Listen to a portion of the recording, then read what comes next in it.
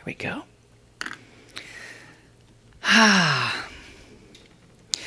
So I'm going to get a little personal with you this morning. Do you mind?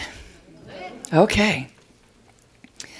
So about 4 weeks ago, I was called to a meeting of my company. My company is based in Maryland, and so I flew up to the Baltimore, Washington area and had a meeting with the entire group. And the owner of the company stood up, and he said, "I hate to tell you this, but I have sold the company." And so immediately a kind of a ripple went through the whole group of us. And he followed it up and he said, "But I want you to know that the people that I've sold the company to," which was a competitor, "the people that I've sold the company to have guaranteed that everyone has jobs and your salary will stay intact." Whew. Okay, so we were like, yes, all right. So the new owner came in and he repeated the same thing to us. "We love the skill set that everyone in this company brings. We love the client base that you have developed. Everyone will have a job and everyone's salary is intact." 2 weeks later, I received a phone call from the new owner, and he said, "Sally, I'm really sorry to make this call." Can you see where this is going? He said, "I'm really sorry to make this call, but your job has been eliminated. There's no place for you in the new company." So I'm like completely shocked because 2 weeks prior I had heard completely the opposite. And I'm thinking, okay, Spirit is clearing the decks for me. I just moved here to Charlotte, brand new city, and now I get to have a brand new job experience. So I kind of took a deep breath after mumbling a few things under my breath. Of course, that was after I hung up the phone. And I thought, okay, what now? What now? And I have to admit that when your livelihood is threatened, anyone else ever been in the same boat? A few of us. The fear, you can feel that fear starting to rise up, can't you? It was coming up. And I really got anxious. I immediately called my practitioner, Reverend Marty, and said, "Guess what?" So we had a little prayer. And for the next couple days, I kind of went through what I called separation anxiety. And what I mean by that is not the normal way we think of separation anxiety, which is very popular around this time of year. I'm going to show you a slide that it's the first day of school, the mother's trying to drag the child, onto the school bus. Then the opposite happens on the first day of college. Then the parents don't want the child to leave. That's what we normally think of as separation anxiety, right? When you're leaving or you're having to leave something comfortable and that you're feel very safe with, and now all of a sudden there's a whole new world and you don't know what to expect, what to do, how to react. And so the separation anxiety I was feeling was, oh my gosh, a whole new world is out there now for me. What do I do next? Because obviously, when you have bills to pay, you have to kind of kick it into gear, right? And so I really was going through my own separation anxiety at that point. And what I finally came to the conclusion of after much prayer, much meditation, and talking repeatedly with my practitioner, because I got to tell you, when you are in that space of darkness and fear, the place that brings you back is going to that place of oneness, because separation of ourself, for a moment I believed that I was separate from my good. Do you follow me on that? I believed that I could somehow be separate from the good that is constantly flowing through my life. And that I was separate from my source, which is the God within. And so my separation anxiety had to be healed. It was coming up simply for me to go, oh, I'm simply feeling separate from the source of my being, which only knows prosperity and joy and plenty and good and peace and happiness and all the other God qualities. And so I got a chance to heal that separation anxiety that was going on within me, deep within me, because I've been studying this for 40 years, guys, and I'm thinking, I should have this by now, right? Guess what? Life continually gives us feedback, not to punish us, but gives us a chance to go, wait a minute, I'm not quite thinking right here. Because the truth is that I can never be separated from my good. The truth is that I am never separate from the God within me. And the truth is that prosperity is always, always flowing to me and through me unless I put up the block. Are you with me? So I had to make myself available for that good to keep flowing because fear blocks it completely. And so I simply had to move to a place of deep understanding that there was something greater than just a job loss going on here. There was a chance for me to heal at a really deep level my belief that there was something other than oneness. Because that's our life mission, isn't it? Is to continually know our oneness with God. We say that all the time. It's so easy to say. And yet it is so difficult to live at times when life will throw us a curveball and you get to go, oh, okay. Let's see how this is going to unfold. So here I am, standing in the healing of my separation anxiety. Because I know, and I get to keep practicing. There's a difference between knowing it and experiencing it. Are you with me on that? You can know all you want. You get to experience it when you practice it. And that's the whole point of unity, right? Of New Thought, is that we are practicing spiritual principles. We're not just mouthing it on Sundays and not just painting a pretty picture on Sundays, and then we have to go fend for ourselves during the week and then come back in and go, man, I need a battery recharge. We get to practice this. That is the crux of what we do here. And that is the power of a decision that I want to talk about today. Because the decision I got to make was this. I am not employed by a company. I'm employed by my source. By the God within me that created me. Come on, come on. And it's that knowing and practicing that I get to show up for day in and day out. That is the power of my decision. That is the power of a decision that we all get to make. Have you ever heard of the four spiritual stages of growth? They are like this.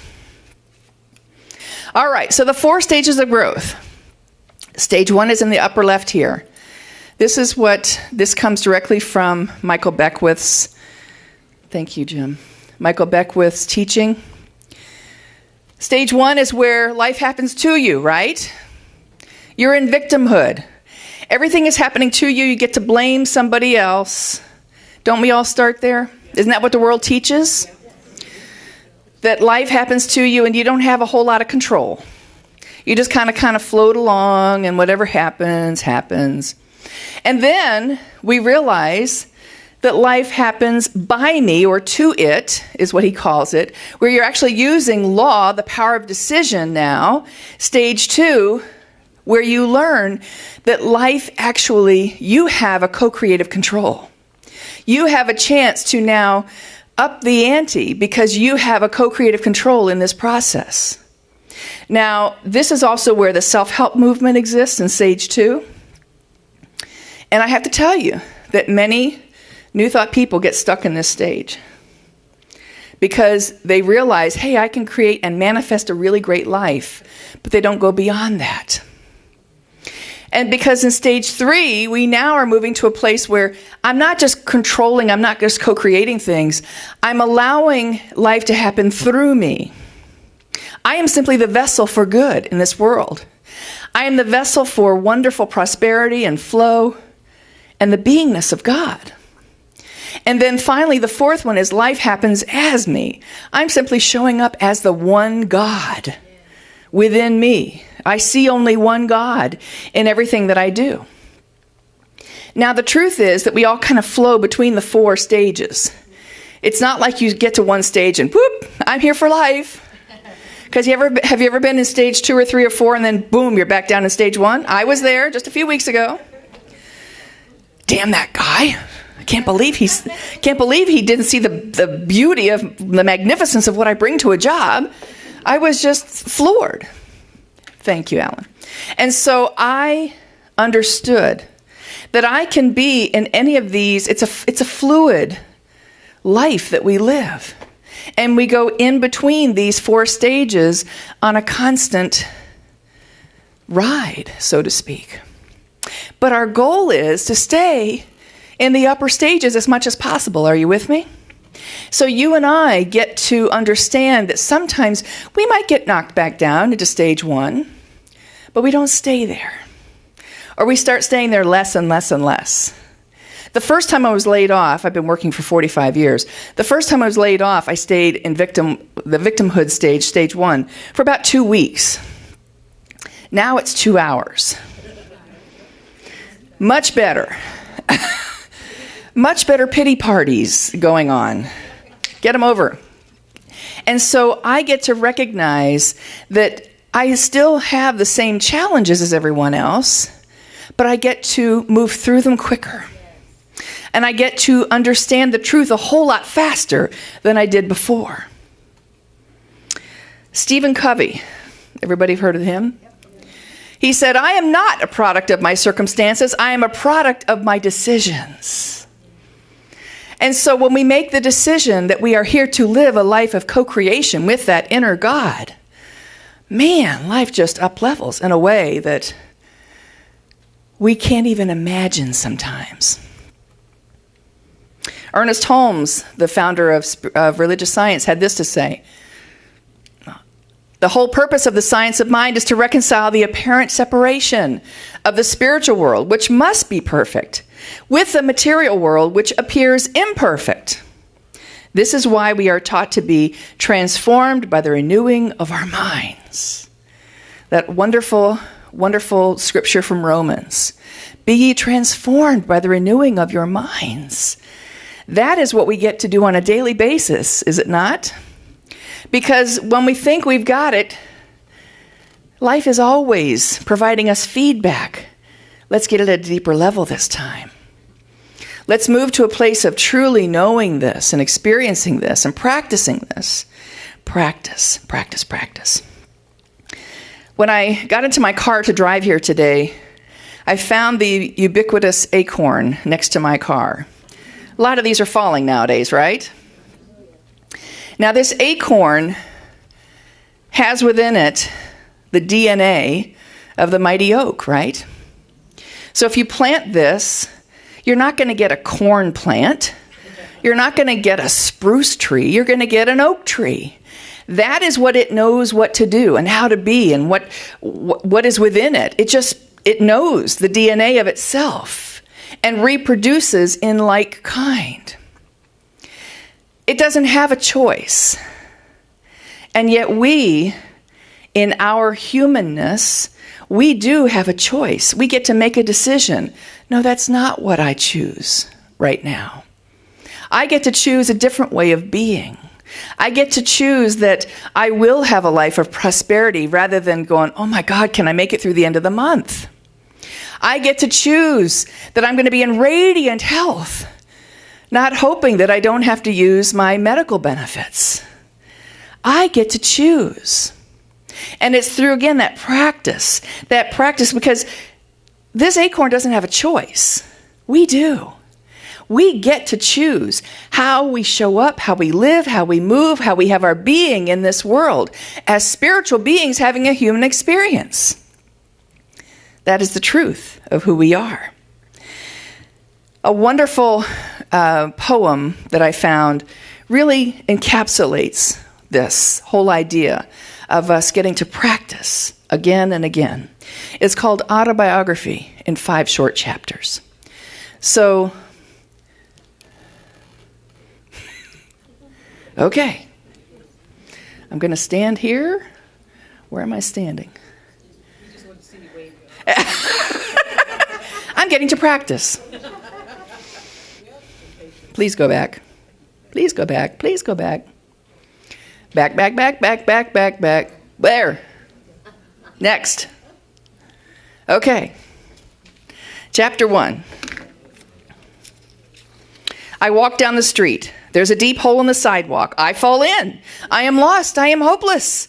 It isn't my fault. It takes forever to find a way out. What stage is that? Stage 1, right. Next slide. Chapter 2. I walk down the same street. There's a deep hole in the sidewalk. I pretend I don't see it. I fall in again. I can't believe I'm in the same place. But it isn't my fault. It still takes a long time to get out. Next slide. Chapter 3. I walk down the same street. There's a deep hole in the sidewalk. I see it there. I still fall in. It's a habit, but my eyes are open. I know where I am. It is my fault. I get out immediately. Now, what stage are we moving to there? Stage 2, right. Next slide. Chapter 4, I walk down the same street. There's a deep hole in the sidewalk. I walk around it. Yay! How many of us have finally gotten to that point in our lives? And next slide, chapter 5. I walk down another street. Isn't that brilliant? That describes us to a T.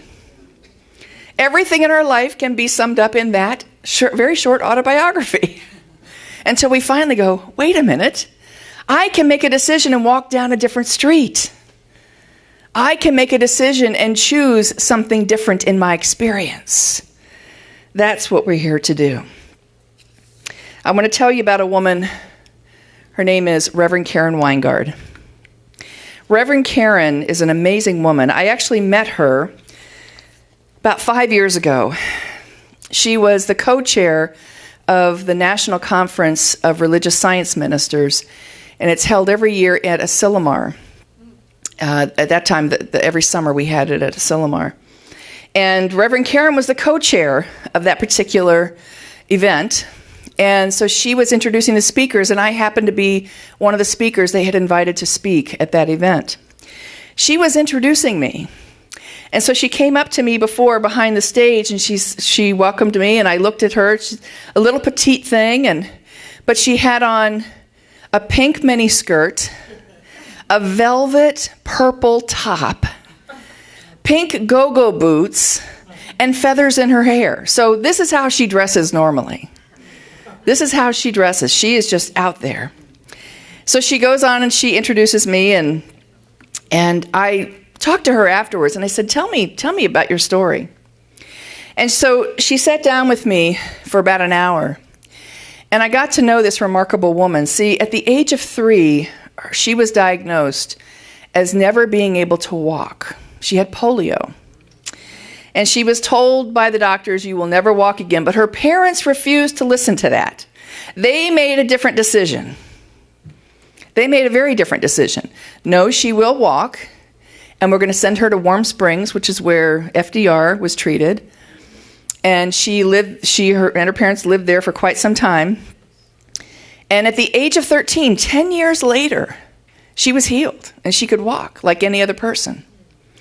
So she defied that with the help of really wonderful parents who told her, you have within you what it takes to walk. And she defied that and said, yes, I will walk someday. She went on to get married, divorced. She had some children from that marriage. And then she fell in love a second time. And she married somebody you might recognize. She's in Southern California, so she met this guy, Norman Fell from Three's Company. And so she and Norman started off life, and her kids were gone and had moved away to college. And so she and Norman decided to adopt a child. She was in her 40s, and she was having trouble conceiving, so they thought, well, we're just going to adopt. And so she and Norman had a prayer, and that prayer was, Please, God, let us have a child who touches lives. Please, God, let us have a child who touches lives. So they ended up hearing from the adoption agency who said, we do have a boy available to you. He's in Kansas City. And so, from Wichita, Kansas. And so they flew to Kansas and they picked him up and they named him Casey. And within a very short amount of time of bringing Casey home, they realized that Casey had severe medical difficulties.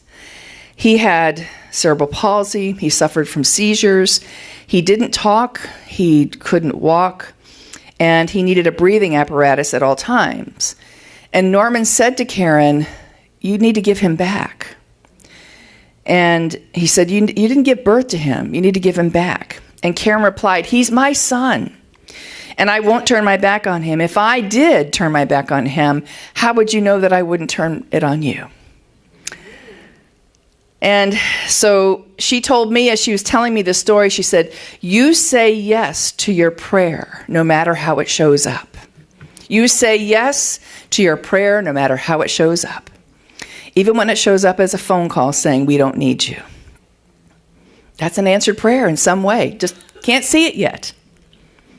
So she was told by her son's doctors to stimulate him as much as possible. So she said, I did Indian dances around his crib. She said, I cooked macrobiotic food for him. And she said, because he couldn't speak, they communicated through their eyes. And she said, it was just so wonderful just to look into his eyes and peer deeply into the soul of this wonderful being. And neither her family nor her friends really embraced Casey, as did Norman. And Karen realized that this was her and Casey's path to walk together. On one Mother's Day, Karen's mother called her and said that they wanted to have brunch at the club that Mother's Day. And they would like her to come, but please don't bring Casey. She said to Karen, your father and I don't want Casey at the club. Karen understood in that moment that her mother was the one who was disabled. Her mother was the one who could not see the beauty that this beautiful soul brought to their lives.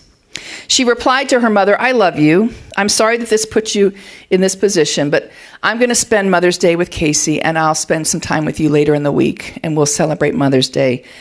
And she said, people can only do what they can do. She said, I had to accept that my parents had gone through the polio situation with me, and they couldn't handle anything more than that. So that Mother's Day, Karen took Casey, who was in a wheelchair, to her Sunday service. She was a minister at the time of a wonderful community in Southern California. And she wheeled him up to the platform, and she invited everyone in the congregation to come up and spend a moment just looking into Casey's eyes, which they did. They filed up one by one. She said there wasn't a dry eye in the house. Everyone was profoundly moved by the love that they saw in this wonderful being. When Casey was 12, he had severe seizures that hospitalized him, and the doctors intubated him and put him on life support. They told Karen, there's nothing more we can do for you. Say your goodbyes. This is it. And Karen made her decision. Casey will die in God's time, not the doctor's time. So she leaned over the bed and she whispered to him, you are love. You are love. You are love. Then she disconnected the life support, which the doctors had told her she had to do. Casey stopped breathing. He turned blue. And then he started breathing on his own again. It wasn't his time. The doctors had initially told Karen that Casey would not live beyond his second birthday. In June of 2013, when I interviewed her for this, he was celebrating his 27th birthday. Isn't that fabulous? This was a mother who decided that this was her opportunity to grow in a way, because she said, I don't have the normal things that most mothers have. I couldn't celebrate him hitting a home run. I couldn't celebrate him in the Cub Scouts or getting straight A's in school. She said, my mother experience was very different. And yet I learned from this in a way that I never could have otherwise. Karen told me that she lost her marriage because of her devotion to Casey. Norman gave her an ultimatum, and he said, it's either him or me. Well, she chose Casey, of course. So even when he left after 20 years of marriage, later on in 1998, when he was dying of cancer, she was there for him. Karen showed up for him, and she said he died in my arms, with me telling him how much I loved him. Think of the tremendous forgiveness capacity. This is a decision this woman made. She decided to show up as love again and again and again, even when life kept telling her, cut it out. She showed up as love over and over. She says, I call Casey uniquely abled. Casey is my most profound teacher of unconditional love. And if you look into his eyes, you see that he is pure spirit. Just God. I'm here to serve him, not save him. He doesn't need saving, but I'm here to serve him. She actually dresses in wonderful ways. Her hair always has like gold flecks in it, and she's got feathers in her hair. And she said that one day she was out somewhere and she was dressed, with all the flamboyance of her style. And someone said to her, are you going to a party? And she said, I am the party. And so she wrote a book called I Am the Party. And so she encourages people to live large and to love large. And what a great example she has set. Would you agree? She is a shining example. I learned so much from this woman and continue to do so. She says, love deeply, surrender everything to God, trust that all is unfolding exactly as it should. Very wise words from an incredible woman. I just know that as we all experience life, and my being laid off is just another chance for me to do all of these, to love deeply, surrender everything to God, and to trust that all is unfolding exactly as it should. I just have to know that. I have to practice that. I have to be that. Because if I'm showing up as God as Sally, then I get to practice this day in and day out. What is going on in your life where you're being called to a greater expression of your beingness, of your oneness, of your capability of forgiveness and love and kindness and generosity? I know that each one of us in this room is being called forth. You would not be sitting in here, you would not be listening to this and watching this if you were not on that co-creative path with me. And so I know that I'm simply here to give this sermon to myself. And you're all active participants in this. You're on the same path. And I know that what resonates for me probably resonates for you too. That we are here. We are here to make a decision, a powerful decision, to live life as spiritual oneness. No matter what shows up, no matter who tells us otherwise, that's our job. I'm going to close with a quote from a wonderful metaphysician, Dr. Seuss, who said, you're off to great places. Today is your day. Your mountain is waiting, so get on your way. Yes. Yes. All right, so let's just take that within as we wrap this all up in prayer. This is what I know, that I am here to be an instrument of good, an instrument of God, an instrument of love, of peace, of forgiveness, of kindness, of generosity, and most importantly, of power. I am not employed by my company. I am employed by that living God within me that is always saying yes to greater opportunities, to greater expression, to greater beingness. I know that as I step forward on my path, that any stumbling blocks on that path are simply removed now. My way is made clear. And I know that the Spirit within me is actually inviting me to accept this challenge as simply another phase in my spiritual growth. And for that, I'm incredibly grateful. And I say yes. I say yes to all that has been. And I, even more importantly, say yes to all that will be. I am saying yes right now to the power of my decision to be in the flow and to be at one with that Spirit within me, to be one with my God, always, now and forever. And together we say, and so it is. Amen.